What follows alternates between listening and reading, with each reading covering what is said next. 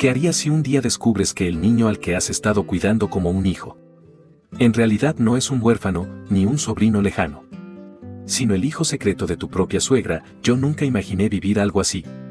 Me obligaron a criar un niño para encubrir una mentira, y cuando la verdad salió a la luz, mi matrimonio, mi familia, todo se vino abajo. Esta es mi historia. Cuando me casé con Daniel pensé que lo peor que tendría que enfrentar sería adaptarme a vivir en casa de mis suegros mientras ahorrábamos para un departamento. Lo veía como algo temporal, apenas unos meses. Nunca imaginé que esa decisión iba a cambiar mi vida de una forma que todavía me cuesta procesar. Desde el principio, la relación con mi suegra fue complicada. Doña Estela era de esas mujeres que siempre querían tener la última palabra. No era mala conmigo de forma directa, pero constantemente me hacía sentir que no era suficiente para su hijo. Si cocinaba, me decía que a Daniel le gustaba otro sazón. Si limpiaba, me señalaba el polvo que supuestamente había dejado. Trataba de ignorarlo por paz, hasta que apareció un nuevo miembro en la familia. Una tarde, Daniel me llamó al trabajo para avisarme que su mamá había traído a un niño a la casa. Me dijo que era un sobrino lejano que se había quedado huérfano. Cuando llegué, vi a un pequeño de unos 3 años, con unos ojos grandes y verdes que no se parecían a nadie en la familia, excepto a mi suegra. Lo primero que pensé fue que era una coincidencia, pero la forma en que ella lo abrazaba y lo protegía me hizo sentir algo raro. Es el hijo de una prima, me explicó Daniel, aunque sonaba como si ni él mismo estuviera convencido. ¿Y se va a quedar aquí?, pregunté. Pues sí, hasta que las cosas se acomoden, pero esas cosas nunca se acomodaron. El niño, al que todos comenzaron a llamar Mateo, se quedó definitivamente. Y poco a poco, la responsabilidad de cuidarlo cayó sobre mí. Al principio, pensé que era temporal. Me ofrecía ayudar porque, después de todo, era un niño inocente. Lo llevaba al parque, le preparaba de comer, lo bañaba. Pero conforme pasaban las semanas, noté que doña Estela prácticamente desaparecía de esa tarea. Siempre estaba cansada, con dolor de cabeza o ocupada con pendientes. Daniel trabajaba largas jornadas y cuando regresaba solo quería descansar. Entonces, sin darme cuenta, yo me convertí en la figura materna de un niño que supuestamente no era mío. Lo extraño era cómo mi suegra reaccionaba cuando veía que Mateo me buscaba a mí para cualquier cosa. Se ponía rígida, como si le doliera verlo correr hacia mí gritando mamá. Me corregía enseguida: no. Ella no es tu mamá, pero tampoco le explicaba quién sí lo era. Ese vacío me empezaba a carcomer por dentro. Una noche, mientras recogía los juguetes del piso, no aguanté más y le pregunté a Daniel: ¿seguro que Mateo es hijo de una prima tuya? Él me miró raro. Eso me dijo mi mamá. ¿Por qué? Porque se parecen demasiado, dije, bajando la voz. ¿A quién? A tu mamá. Daniel se rió incómodo y me pidió que dejara de imaginar cosas. Pero mi intuición no me dejaba tranquila. Pasaron los meses y la situación se volvió insoportable. En las reuniones familiares, todos alababan a mi suegra por su gran corazón al hacerse cargo del niño. Yo me quedaba callada, tragando la frustración, porque sabía que era yo quien estaba criando a Mateo día y noche. Y lo peor era que ella nunca me agradecía nada. Al contrario, me daba órdenes como si fuese mi deber. Un domingo, durante una comida, una tía le preguntó directamente: ¿y de quién es realmente el niño, Estela? Mi suegra se tensó, dejó los cubiertos en la mesa y con una sonrisa fingida respondió: de una prima que vive lejos. No quiero hablar de eso, pobrecita, ya no está con nosotros. Cambiaron de tema, pero yo me quedé analizando cada gesto. Esa incomodidad no era de alguien que contaba la verdad. Era de alguien que escondía algo. Poco a poco, la idea comenzó a crecer en mi mente: ¿y si Mateo no era el hijo de una prima? ¿Y si en realidad era hijo de mi suegra? La simple posibilidad me parecía retorcida. ¿Cómo podía una mujer de más de 50 años tener un hijo pequeño y ocultarlo de esa manera? ¿Y por qué obligarme a mí, la nuera recién llegada, a hacerme cargo? Pero cuanto más miraba a Mateo, más claro lo veía. Su cabello, su sonrisa, sus ojos verdes idénticos a los de ella. Era como tener una miniatura de Estela corriendo por la casa. Una noche, mientras lo arropaba en su cama, el niño me susurró medio dormido: ¿por qué no me duermes tú, mamá? Como la otra vez, sentí un escalofrío. No era solo un juego de palabras. En su mente, yo ya ocupaba un lugar que no me correspondía. Y sin embargo, la verdadera madre estaba allí, a unos metros, fingiendo ser su abuela. Ahí entendí que algo muy turbio estaba pasando, y que tarde o temprano, iba a descubrir la verdad. Después de aquella noche en la que escuché a Mateo llamarme mamá, empecé a sentir que la situación me estaba desbordando.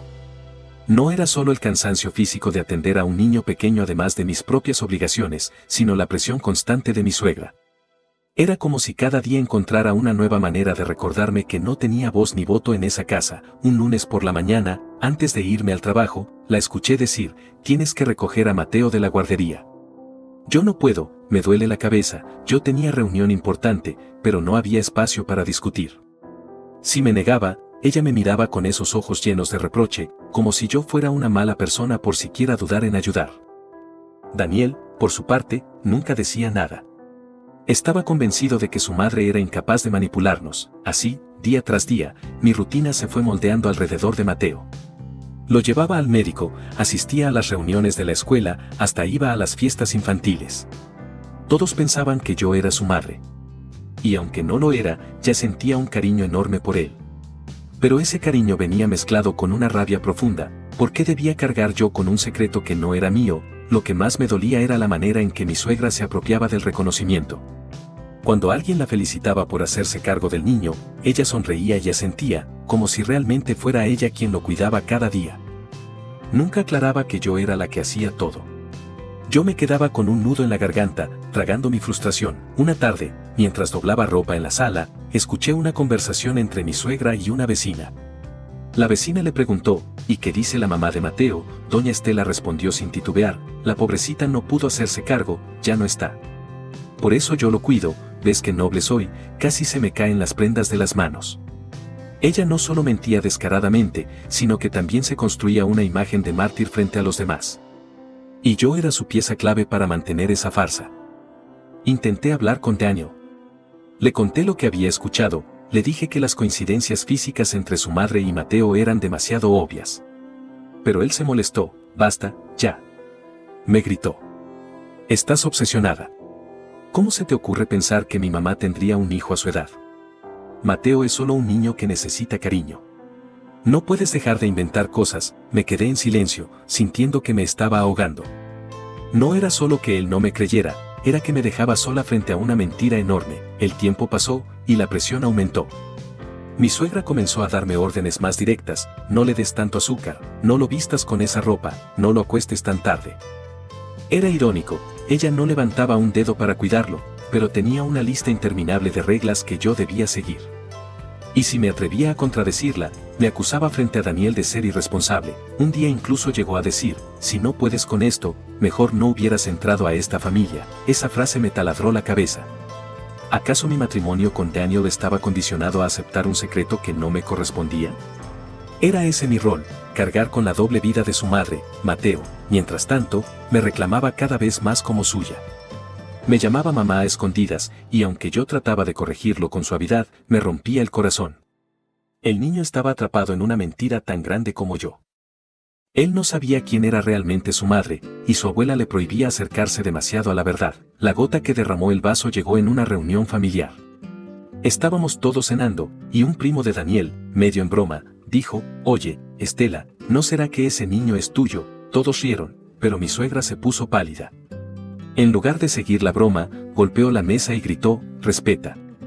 ¿Cómo puedes decir algo tan absurdo? El ambiente se volvió incómodo. Yo observaba la escena, y en lugar de reír, sentí un escalofrío. Esa reacción no era de alguien que estaba siendo víctima de una broma, sino de alguien a quien habían descubierto por accidente. Esa noche no pude dormir. Las piezas encajaban demasiado bien: el parecido físico, las mentiras constantes, la forma en que se aferraba a mantener la historia del sobrino huérfano. Mi suegra escondía algo enorme, y yo estaba atrapada en medio de esa red de secretos, pero lo peor aún estaba por venir. Porque cuando empecé a investigar por mi cuenta, descubrí que la verdad era mucho más oscura de lo que imaginaba. La incomodidad en mi pecho se convirtió en obsesión. No podía seguir viviendo con esa duda que me carcomía día y noche.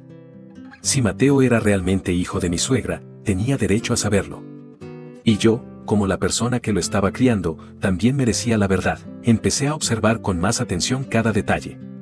Mi suegra tenía una caja de madera en su habitación, una que nunca permitía que nadie tocara. Siempre la mantenía bajo llave. Recordaba haberla visto abrirla alguna vez, y en su interior había papeles viejos, fotografías y un sobre amarillo. Desde entonces, mi curiosidad creció. Un viernes, cuando ella salió temprano a hacer unas compras, aproveché. Mi corazón latía a 1000 por hora mientras entraba en su cuarto. Sentía que estaba cruzando una línea peligrosa, pero ya no podía más con la incertidumbre. Busqué por todos lados hasta encontrar la caja en el armario. No había llave a la vista, pero bastó con un clip para abrir el candado barato. Dentro, como lo había imaginado, había documentos. Entre ellos, una copia de un acta de nacimiento. Lo primero que vi fue el nombre, Mateo Esteban. Y lo siguiente me dejó helada. En el apartado de madre aparecía el nombre de Estela Ramírez, mi suegra. El aire se me fue de los pulmones. Era cierto. Todo lo que sospechaba estaba frente a mí. Mateo no era sobrino, ni nieto lejano, ni hijo de una prima. Era el hijo de mi suegra. Y todo este tiempo ella me había usado como pantalla para ocultar la verdad.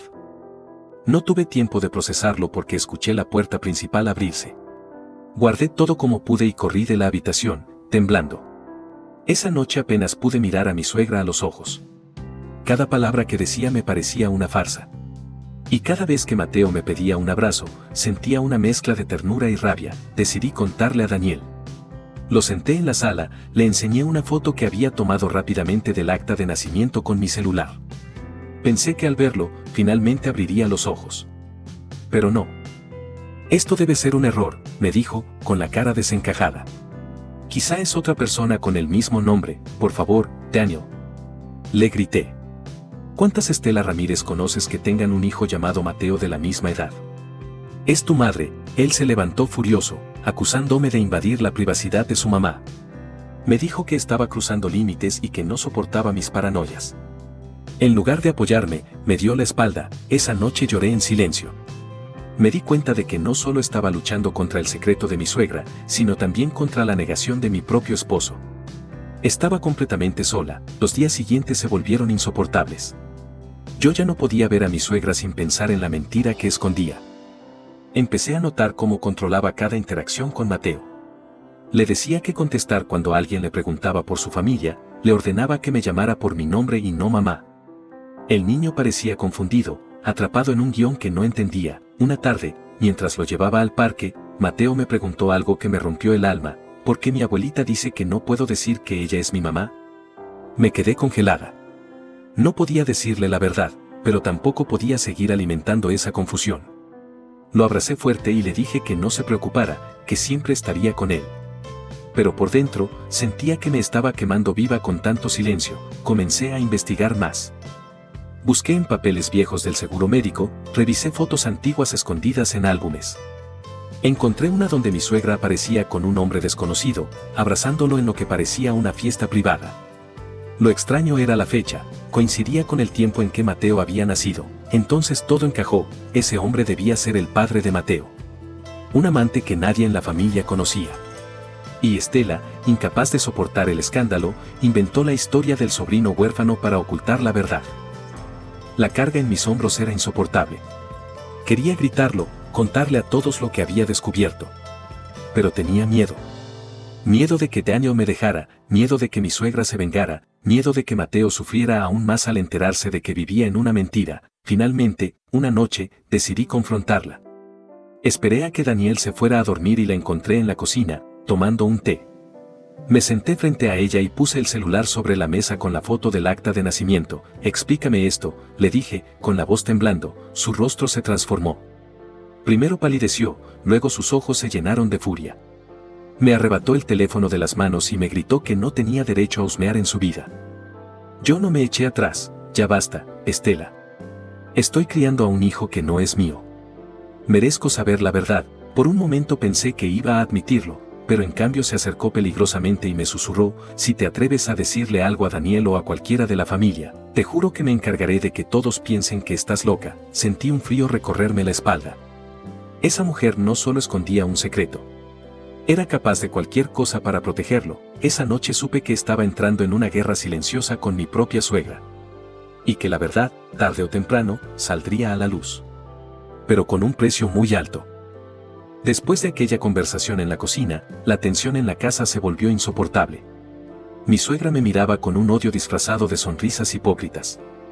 Yo sabía que detrás de cada gesto amable había una amenaza latente. Y lo peor, Daniel seguía sin creerme. Para él, todo lo que yo decía eran exageraciones o paranoias. Comencé a notar pequeños detalles inquietantes. Mis cosas aparecían fuera de lugar, mi celular desaparecía por horas y luego reaparecía en la mesa. Una vez encontré mi bolso abierto, con los papeles revueltos. No tenía pruebas, pero estaba segura, Estela intentaba encontrar qué más había yo. Quería asegurarse de que no tuviera armas contra ella. El ambiente era tan tóxico que empecé a enfermarme. Tenía migrañas constantes, no dormía bien y vivía con miedo de que mi suegra cumpliera sus amenazas. Sin embargo, lo que me mantenía de pie era Mateo. Ese niño inocente no merecía vivir en medio de una mentira. Un día, mientras Daniel estaba en el trabajo, Estela entró a mi habitación sin tocar. Cerró la puerta con llave y se sentó frente a mí. Mira, muchacha, me dijo con voz firme. Te conviene quedarte callada. No arruines tu matrimonio por algo que no te incumbe. Sentí la sangre hervir. ¿Cómo no me va a incumbir si soy yo la que lo cría? Le grité. Yo soy la que está haciendo de madre mientras tú te escondes. Su rostro se transformó en un rictus de furia. Cuidado con lo que dices. Escupió. Yo soy su madre. Y si sigues metiéndote, lo vas a perder todo. La forma en que lo dijo me dejó helada. Era la primera vez que admitía, aunque fuera de forma indirecta, que Mateo era suyo. Pero en lugar de sentir alivio por la confesión, me invadió el terror. Esa mujer estaba dispuesta a todo con tal de mantener su secreto intacto. Esa noche decidí hablar de nuevo con Daniel, aunque ya no tenía esperanzas. Le conté palabra por palabra lo que su madre me había dicho. Pero en lugar de abrir los ojos, me acusó de inventar historias. ¿No te das cuenta?, me gritó. ¿Quieres destruir a mi mamá? No. Respondí llorando. Quiero salvar a tu hijo. A tu hermano. Ese último detalle lo dejó mudo por un segundo, pero enseguida negó con la cabeza. No voy a permitir que sigas con tus delirios. Si no puedes aceptar a mi familia, entonces no sé qué estamos haciendo juntos. Ese fue el golpe más duro. No solo estaba sola en esta guerra, sino que mi propio esposo se había convertido en cómplice de su madre al negar la realidad. La situación llegó a un punto crítico cuando, en una reunión familiar, decidí hablar. Había guardado silencio demasiado tiempo. Mientras todos estaban en la mesa, levanté la voz. Quiero que todos sepan algo. Mateo no es ningún sobrino ni huérfano. Es el hijo de Estela. El silencio que cayó en la sala fue sepulcral. Todos me miraban atónitos, mientras Estela fingía sorpresa. ¡Qué barbaridad!, exclamó, con lágrimas falsas en los ojos. Esta mujer está enferma, inventa cosas horribles de mí. La familia comenzó a murmurar, algunos defendiendo a Estela, otros mirándome con desconfianza. Daniel, rojo de ira, se levantó y me gritó delante de todos, basta ya. Estás humillando a mi madre. Yo, con el corazón roto, saqué el celular y mostré la foto del acta de nacimiento. Hubo un murmullo general, miradas incómodas. Pero Estela reaccionó más rápido. Ese documento es falso, dijo con seguridad. Ella lo falsificó, y lo peor, Daniel la creyó. Ya no puedo más contigo, me dijo. Has cruzado todos los límites. Sentí que el suelo desaparecía bajo mis pies. En lugar de que la verdad me liberara, me estaba destruyendo. Después de esa escena, mi relación con Daniel quedó en ruinas. Apenas me hablaba, y cuando lo hacía era para reprocharme. La familia de él comenzó a verme como la villana, la que había intentado manchar la reputación de una madre ejemplar. Lo único que me mantenía cuerda era Mateo. Cada vez que me abrazaba y me decía mamá, recordaba por qué estaba luchando. No era solo por mí, sino por él. Ese niño merecía crecer con la verdad, no con una mentira fabricada para proteger la reputación de una mujer egoísta, pero sabía que ya no podía luchar sola. Necesitaba pruebas irrefutables, algo que ni siquiera Estela pudiera negar.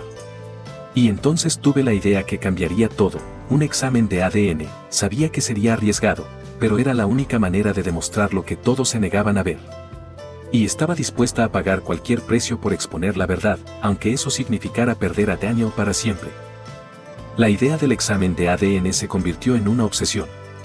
Era mi única salida. Ya no podía soportar las miradas de desprecio, las acusaciones de Daniel ni las mentiras de Estela. Necesitaba pruebas, algo que cerrara todas las bocas y me devolviera un poco de dignidad. Un sábado aproveché que Mateo tenía una gripe leve. Lo llevé al médico y pedí que le hicieran unos análisis de rutina.